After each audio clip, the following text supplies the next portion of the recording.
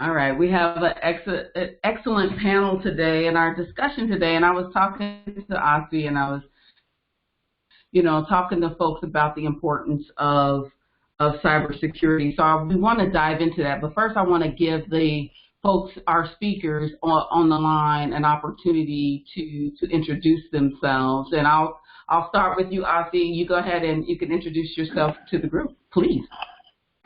So Ozzy Monroe, everyone. I'm an information security officer at Bloomberg LP, headquartered in New York City.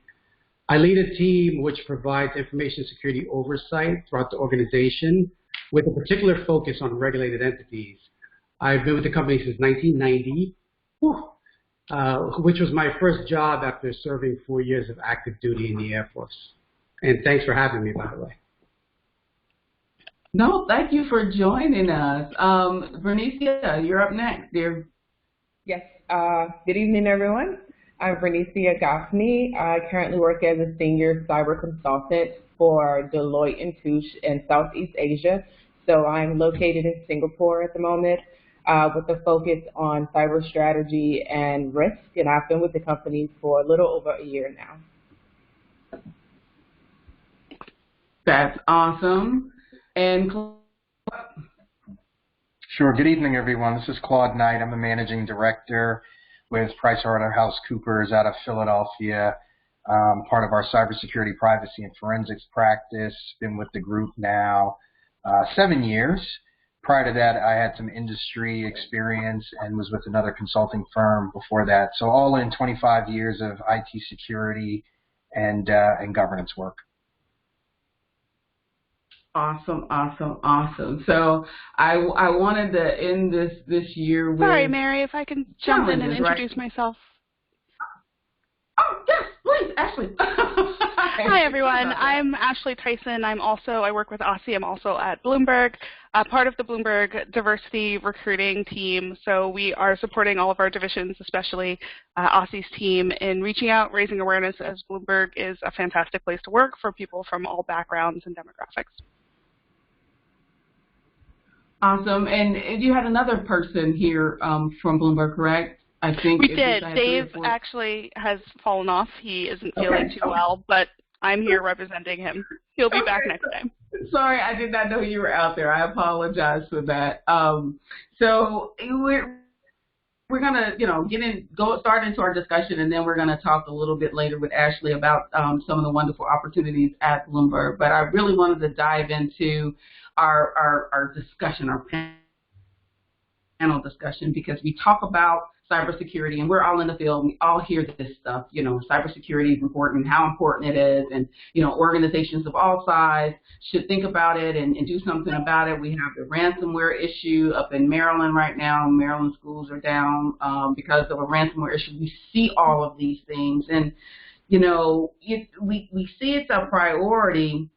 However, you still see kind of sort of it not receiving the attention that it deserves. It kind of sort of still sits in IT. Nobody really knows what to do with it. And so I want each of you to have a shot at this and answer this question. In your career, have you experienced this challenge of trying to get your voice heard out of this whole idea that it only has to do with IT? And what are the types of things that you've done to raise awareness in your career of the cybersecurity issues that a company will face? I'll say ladies first, and we'll go from there. Okay. So yes, I've seen situations or the challenges of trying to get cybersecurity heard across various departments or through to various stakeholders even. So, it's hard to get security across to the business side. Being within security, we're so security focused, but being able to get that across to the business can be a bit challenging. So I think starting off and making sure that you engage those business leaders at the forefront, whether you have meetings with each relevant stakeholder for whatever project that you're working on, or even if you're just trying to get awareness across, to make sure that you include those business leaders to make sure that they get that information down to their employees and those that, that are direct reports to them. So, for example, in previous employment, I used to be a senior cyber threat intel analyst for an energy company. And although we're so focused on, I was so focused on working with our SOC team or working with other various security teams, we weren't so focused on the business side of it. And when it came time for us to try to get different initiatives started, and that has a huge impact on the business, we had to make sure that we involve those leaders. And, that's, once again, having great communication, engaging them at the start of the business, especially for those that will be impacted. So scheduling those meetings, having those one-on-ones, understanding their needs and their requirements prior to putting anything in place, because it could potentially impact them. Mm-hmm. That's great. I'll defer. Ozzy, Claude, you want to jump in there? Sure, I'll go next. So I definitely have seen the increase in the prioritization of cyber much more than clearly 10, 20 years ago. So even today, while we still look for cyber to get prioritized, I mean, it's at the height of as it's ever been, which at some level can be scary, right? But, trying to get organizations to prioritize it, a lot of times you do need to link it back to business objectives, make it an enabler. For a while, security was not mandated, right? I mean, you didn't need security to do business, create products, deliver services. Well, now in our current world of risk and threats, you really do need security to be embedded in everything. So now it's more of a mandate. And so it helps talking with board level folks, helping them understand the impact, the what could go wrong, the ramifications of not having security. I mean, clearly we'll talk about the regulatory impact of not having security and data breaches and the like. So it's gotten to be a topic that I think the business acumen has grown significantly, not just for lay people, but also at the board level. So that's helped quite a bit. I don't think we were where we need to be, but we're definitely not where we were. Thanks a lot. I think you want to jump in there? Yeah, so to echo a little bit of what both Vernicia and Claude said, my team, I lead a team of business information security officers. So it is critical that we do provide that connection between the information security side and the business side. The role of BISO is something that's just come about in recent years. There was never really that connection that was made. So I think that's very critical in raising awareness. You have to have those individuals that are championing that cause, right, that are raising and bubbling that up with your senior management and making them aware and informing them as best as possible, as Claude said. One of the ways I think that you can do that is you ultimately have to understand what you're protecting, right? If you don't have the subject matter expertise, then instilling the confidence throughout the organization and sort of having information security permeate or the awareness permeate can be quite challenging. So, understanding your landscape and understanding the threat landscape that's out there and how that can affect your organization, I think is a critical piece that's some sort of an ancillary piece of raising awareness, right? If your organization feels confident that you're doing the right thing to protect the organization, then folks are going to involve security, right? So understanding your domain or your landscape, I think, is critically important there as well. Yeah, those are great points. I mean, I see it, and I've been in this field, and I've done it in so many different areas, and I always find myself screaming like in a padded room when trying to get across some of these things, even now. And so, it's always this dirty little secret, right? It's people aren't doing anything until they get assessed, right? And so we have two consultants on the call as well. And it's an audit finding, it's a security breach, it's some issue that brings awareness to our space. It's not necessarily positive, even though, you know, we're all fighting the good fight. It sometimes takes something negative to achieve some of the resources that that you need. So outside of a problem, you know, and again, round robin, first, feel free to jump in. Outside of some type of problem, some type of audit finding, some type of breach, how have you been able to drive new security initiatives in an organization? You know, for those of us that are just trying to make ourselves different from IT, how do you now try to drive those initiatives internally without there being some type of negative that has to happen in order for that change? Okay. Yeah, so, you know, being a consultant, you know, working with various organizations in various industries, I tend to see a lot of security concerns, or some where, you know, organizations are doing a pretty good job. And a lot of times, you know, folks like to highlight when thinking of audit, you know, you think of the negative. So, you know, the thing that stood out the most for me when doing assessments, I found it that third-party risk stands out a lot. Yeah, and when saying so, you know, just when I'm having those discussions with organizations, just making sure that they understand that, you know, the concerns of third parties, the impact of third party, because a lot of organizations nowadays are outsourcing for a lot of their IT services that they're performing. So when we're thinking of that, just making sure that they include security at the start of a discussion with a third party or a vendor. And when, for example, when saying that, say you have an organization that's, you know, starting to rev up with a new service, it could be cloud services or what have you, and they're a lot of times you only think of your own requirements. What do you need from a security perspective, and not what do you need from a contractual perspective, or, you know, sometimes you have to bring in other folks instead of just security. You have to bring in legal team, you have to bring in the business side of it, just to make sure that you include everyone into the security aspect and the risk assessment supply chain aspect of it.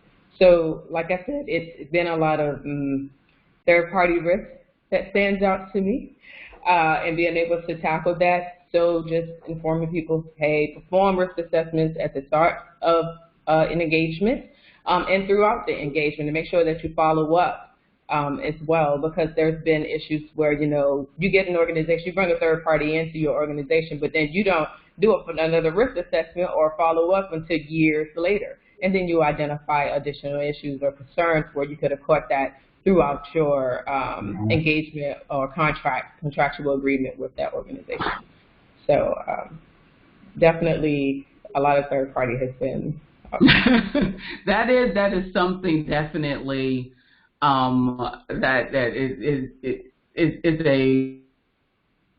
a phrase that you can use to get somebody to move when you start talking third party risk. I think that is, you know, right now a hot button. Claude, Ozzy, you guys have comments in regards to that?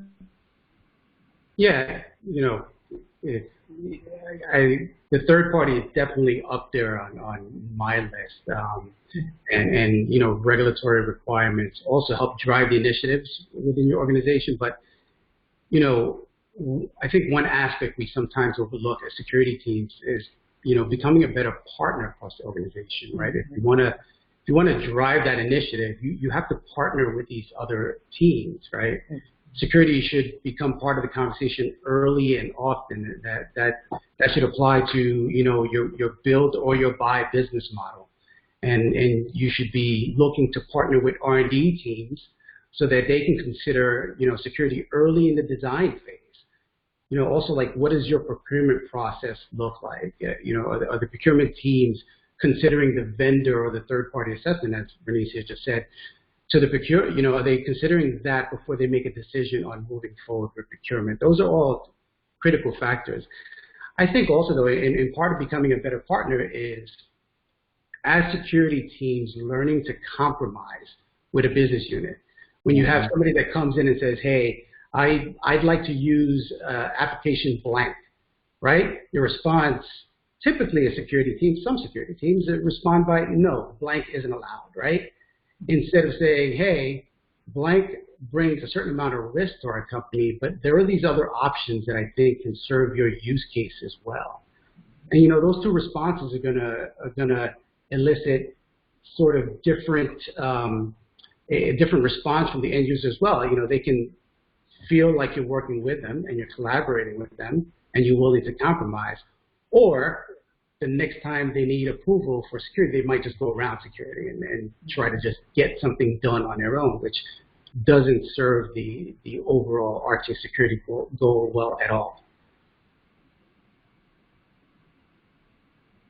Yeah, I agree, and it's painful to only find out about something after the fact from a security perspective. Claude?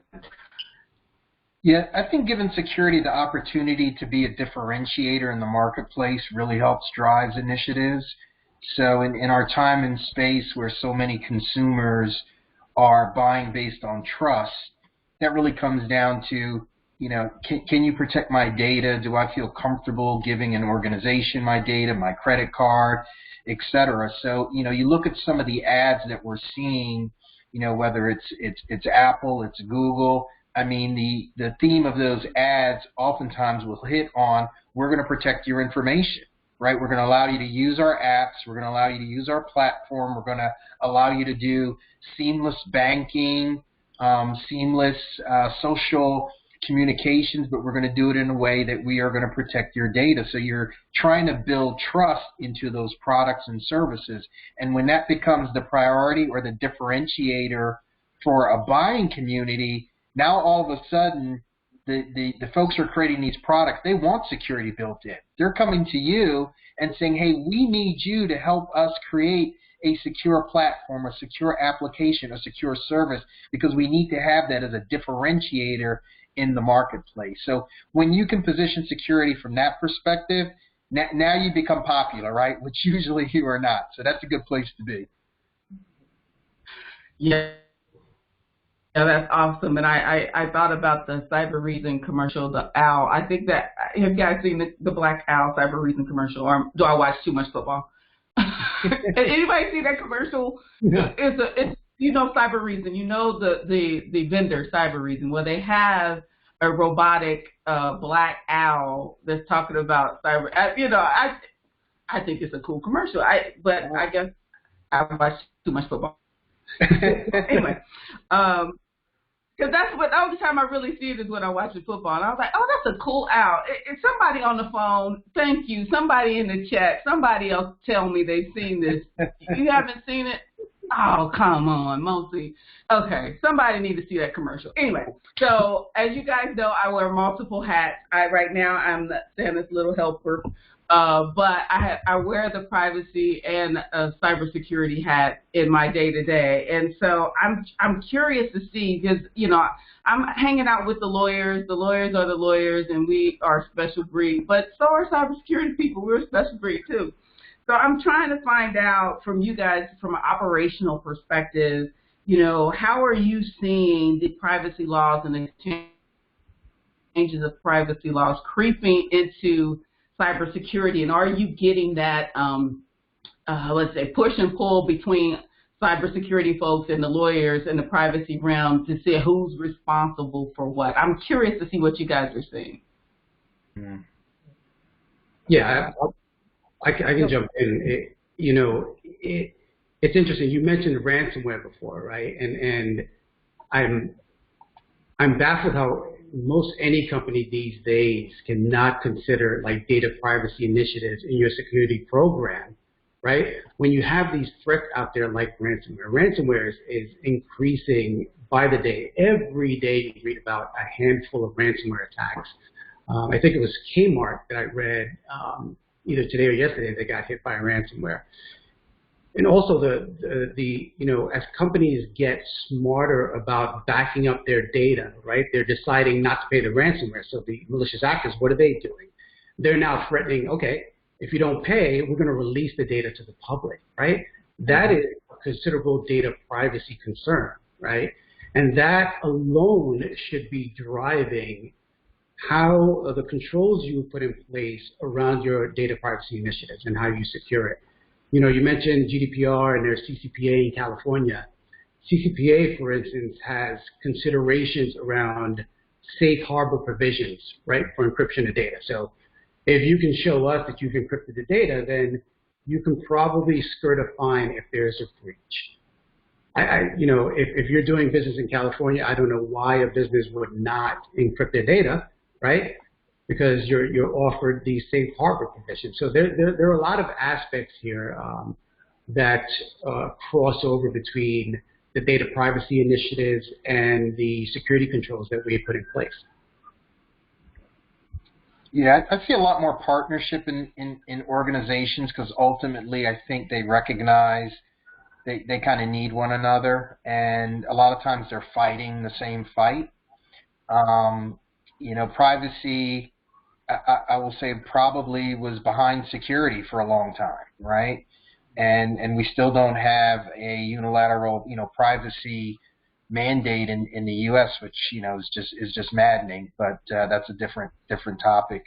But you need security to enable a lot of what privacy, from a policy perspective, is putting in place, right? And a lot of times you need the security elements to enable those privacy-related controls and requirements. So I see them working a lot hand in hand. And I see, as you can probably attest to, Mary, a lot more privacy folks, just like you said, are dual-hatting, right? There's plenty of work to be done in that space, especially if you can speak to both sides of the aisle and implement accordingly. So I think both of them continue to grow. You know, seems like every month there's a new privacy obligation, and it's happening on a global basis as well. And I do find it is challenging for companies to keep up. You know, most of our clients, we try to encourage them to build a very flexible privacy program with some key fundamentals that will allow them to pivot for the next privacy rule, regulation, or addendum that comes out, because it's so hard to build them separately for each state or each country or each region or territory. Yeah. Go ahead, Vernicia. And also, you know, just to piggyback off of what both guys had just said, you know, even over here in Singapore, you know, they have the Personal Data Privacy Act that they have in place. And a lot of times I hear when working with organizations, they're very concerned around their personal data. You know, the customer's information. What are we doing with that? How are we going to protect that data? And even so, when trying to get them to implement certain controls, they're wondering, you know, how is this going to impact the personal data, personal data. So it's definitely a major concern. Has always been a concern, especially with all, like you said, with all of the ransomware attacks that's been taking place. Especially like looking at security trends that's been all over the news. I've seen so many cyber attacks on local municipals in the U.S. I've seen where a lot of local governments are now, you know, getting hit. A lot of cities, Baltimore City was recently hit again. So, you know, it's definitely a concern, and I think that organizations, especially not only those that are major organizations, but like I said, the locals down to the local level need to start taking it a little bit more seriously. And not to say that they may or may not, but as you can see with all of the attacks that's been taking place, they definitely need to start looking at it from a privacy angle and how the two, both security and privacy, go hand in hand, and baking security and privacy together. Mm-hmm. So one thing I just wanted to add really quickly is that, you know, we talked about third-party programs before, like the whole data privacy impact, right? That filters down to your third-party relationships, right? You have vendors there now. You know, Claude mentioned this. You have to understand your vendor's security profile just as much as you're looking at yours, right? Because if you're allowing your vendor to hold some of your client data or personal data, the impact to your company in regulatory fines can be quite as drastic as if you got breached. So it's another consideration. It's all intertwined, and there are many dependencies there that go down to third, even fourth party sometimes.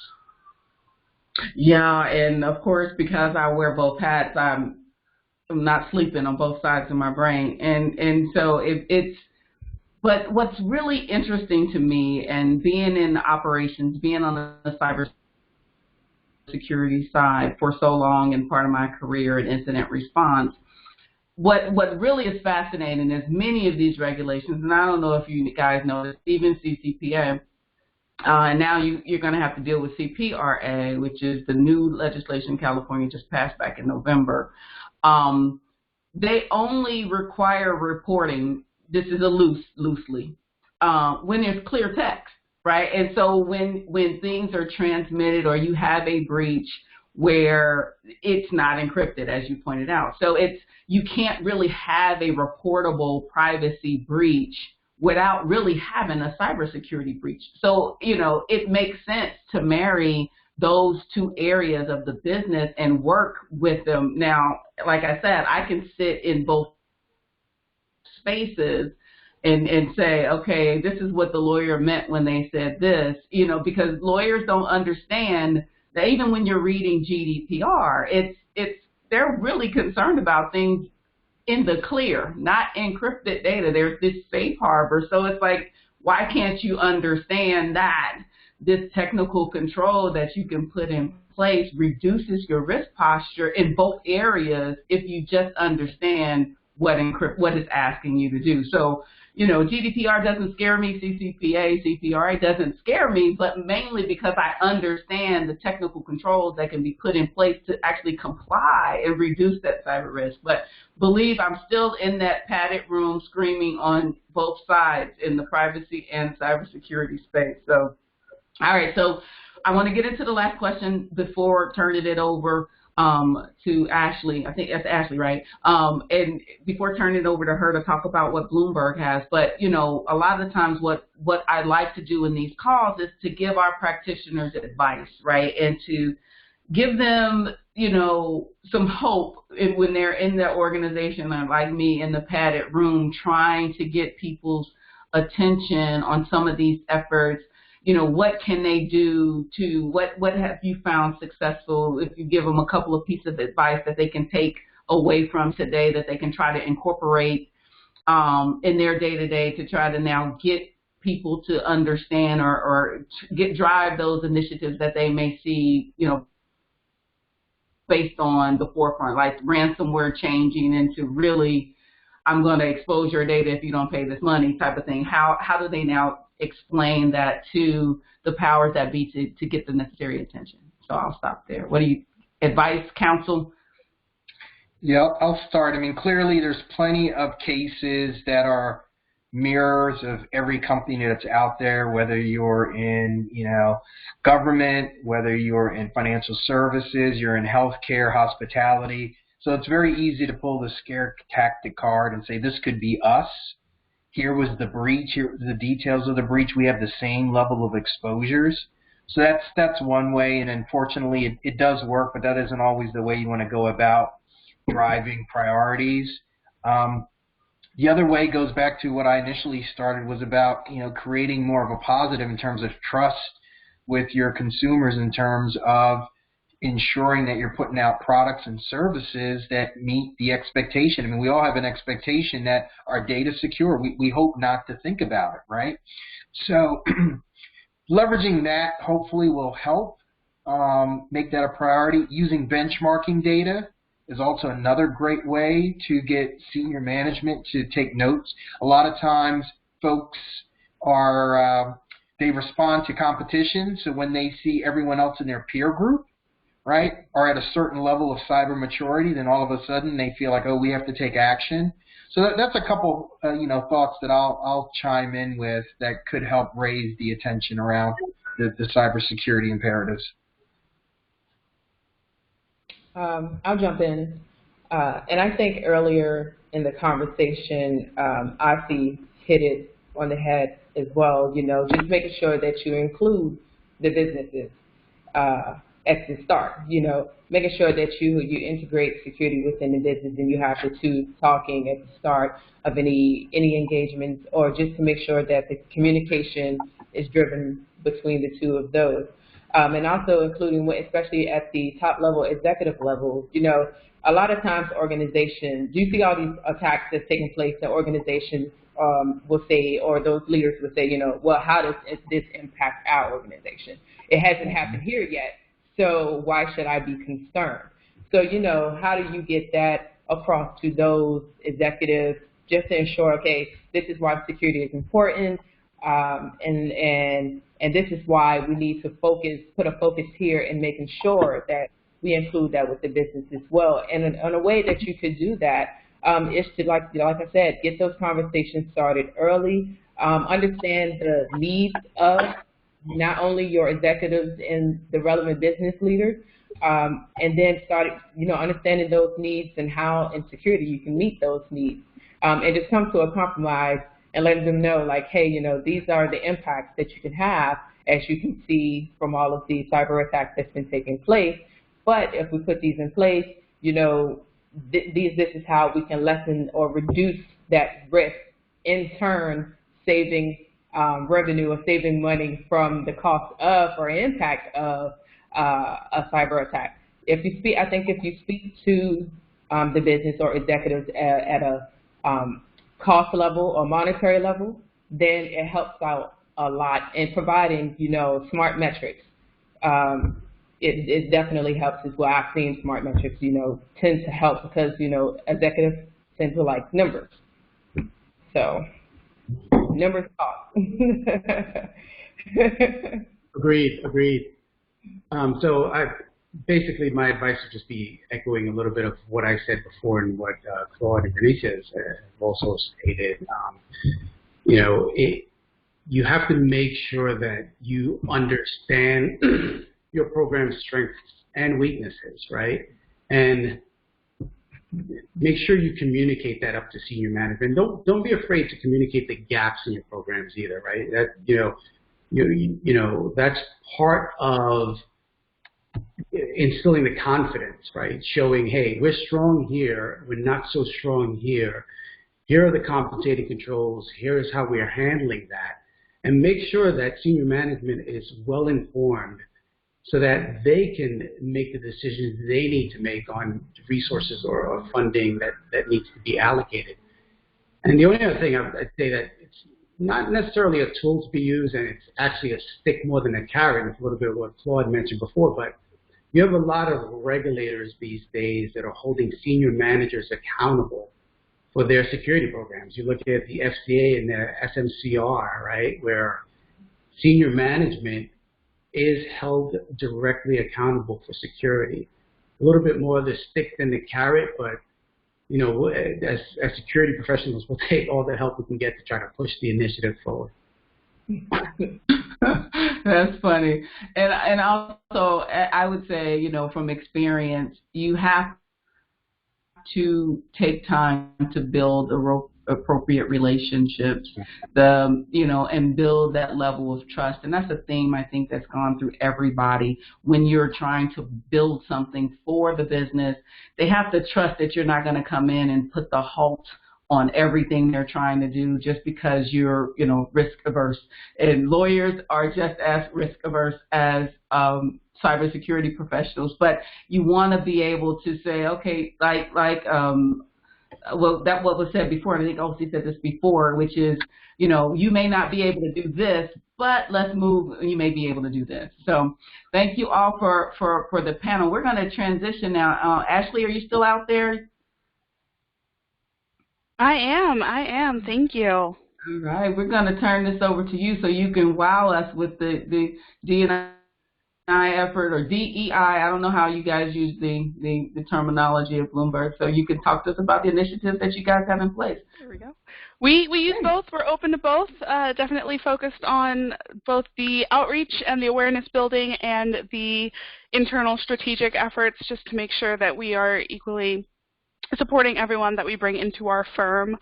So a little bit of background, my team was created earlier this year, specifically on the diversity and inclusion team, to support the business recruiting efforts with regard to reaching out, identifying channels through which we could connect with candidates who previously weren't aware of Bloomberg as a place to work, Bloomberg as a desirable place for their skills even, because there's a lot of misunderstanding in the marketplace. Are we a financial services company, a data company, a tech company? Yes is the answer. So like I said earlier, supporting Ozzy's team, and right now we're still engaging in headcount discussions for our 2021 year, but I can definitely say, we're looking to hire at least 2 to 4 interns, so anyone who's out there wanting to dip their toes in the water, that's a good opportunity to look into. We are looking for full-time and internships. We're looking for people who do penetration testing, security engineers, especially people who probably understand the code, but they wouldn't consider themselves super technical. If you can look at it and kind of understand where it's going, definitely we want to talk to you. Ozzy, am I leaving anything out? No, I think that about covers it. We have a threat and vulnerability management. We have a SOC. We have, product security architecture teams. There's my team if anybody's interested in becoming an information security officer. So we run the whole gamut. Absolutely. So where can they go to find these great opportunities? Yes, absolutely. Our website, I will drop a link in the chat. I'll also drop my LinkedIn. If anybody wants to connect and answer or ask more questions, happy to talk about Bloomberg culture in general, since that seems to be, especially people who aren't as familiar, that seems to be the first question that I get. But happy to, whether you're looking now or potentially in the future, make that connection, at least lay the groundwork. So location would be New York, or is it everywhere? Location right now, we're focused primarily on New York City. Okay. All right, so you New York folks out there, or folks that like New York, you won't. I'm not going anywhere near New York, so that's just me. I'm a New York girl, born and raised, but I'm currently in Florida while we wait this out. So Florida's not much better. That's understandable. That is definitely understandable. So. Now, I'm going to allow you guys to pepper us with questions based on our conversation or based on questions that you guys may have for Bloomberg. You can either unmute yourself and talk, and I know we have your introverts that don't want to talk, or you can actually put the question in the chat, or you can listen to Mary continue to talk. So I was told to wait about 30 seconds before people actually ask questions, introverts to ask questions. So I'll just keep talking for 30 seconds till somebody come out there.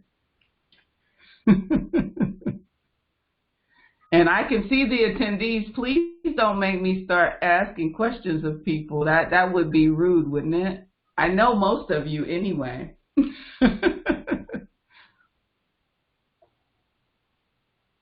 These guys, man. Come on, somebody. Okay, well, you guys can help me out. Then, all right, so the challenge and going back to the conversation that we were having before in regards to getting the necessary people engaged, and I think that there's a difference between organizations that are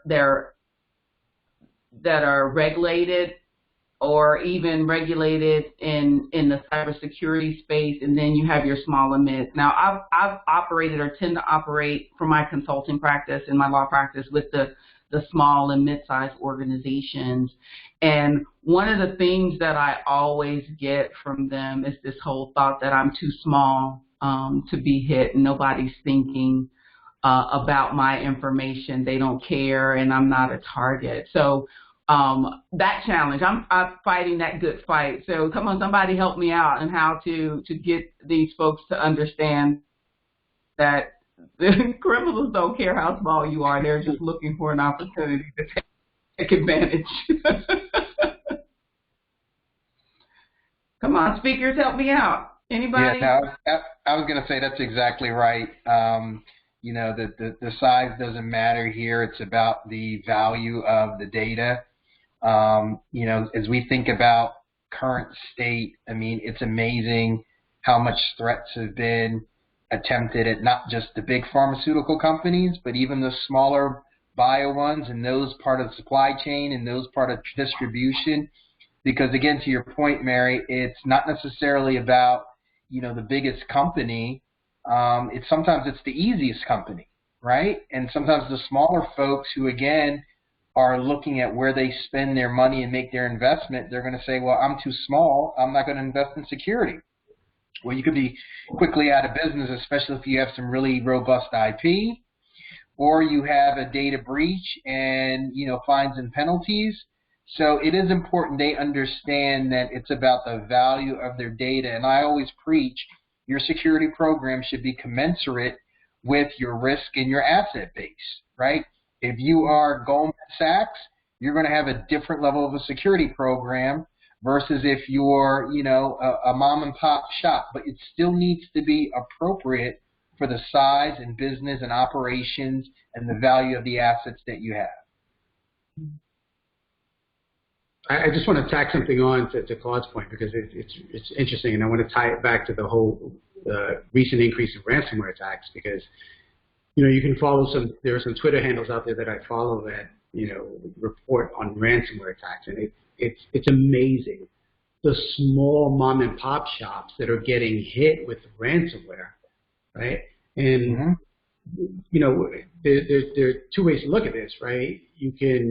A small mom and pop shop might not have the resources to be able to apply all of the security controls, like Claude just said, that a larger company would have. But the impact of getting hit with a ransomware attack when you're that small mom and pop shop is much, much greater potentially than the impact of a large company getting hit. That might be your business. You might be done, right? So I think it's interesting. You know, Mary, I can give you the Twitter feeds, and you can give them to whoever's interested, and it's on a daily basis. There was one that I saw a couple months ago. It was something plumbing. I don't remember the name of it, but it was a plumbing organization that got hit. No one is safe these days, right? No one is safe. Yeah. No, I mean, I completely agree. I think that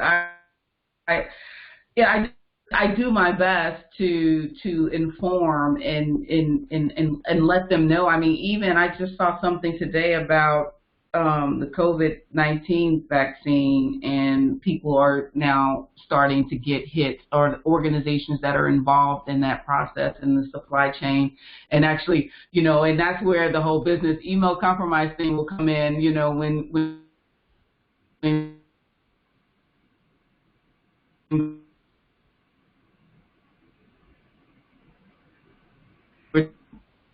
talking distribution and payments being made. You guys hear me? Did I wigged out for a little bit, didn't I? Yep, you're back. Yeah. You're back. Yep. Okay, I'm back. No, but I was just saying the whole distribution of the COVID-19 vaccine and how it can be disrupted from afar. And so, you know, not just logistically, not just getting the vaccine to us, but actually how we get there and how cyber criminals are going to be all over that. And you know, it's as I'm sitting back and watching, you know, how that supply chain, that third-party risk again, can be disrupted in that fashion. Not even with, I mean, you can talk ransomware, but you can also talk about stealing of the actual vaccines themselves. And, you know, it just seems to me that there's in a rush to, are we logistically thinking about get to market in that regard? So, you know, I think even a small company, a small pharma company that's involved in the development of something like that, their threat profile goes up if, you know, Russia's vaccine doesn't work, but Europe's does. So, you know, now the threats are, now let's go try to steal that formula, right? Don't you guys agree?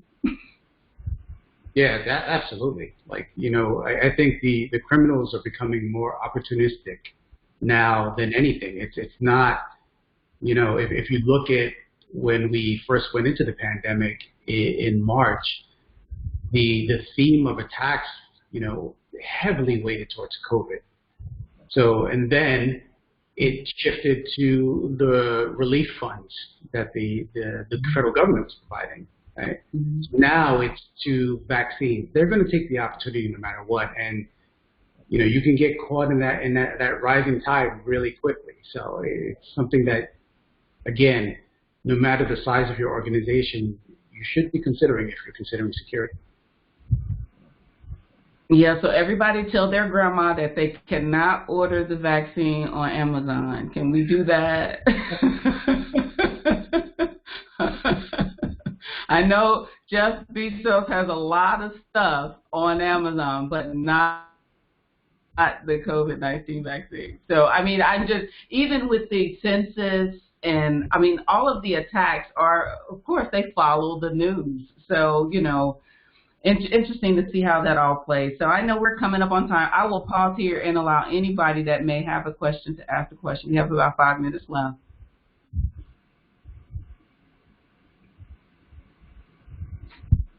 See this group, man. That's why I keep talking. You guys are silent. Well, I do want to take the opportunity to thank Vernicia, who sits on my board. Thank you for getting up so early out there in Singapore to be on the call. Thank you, Claude.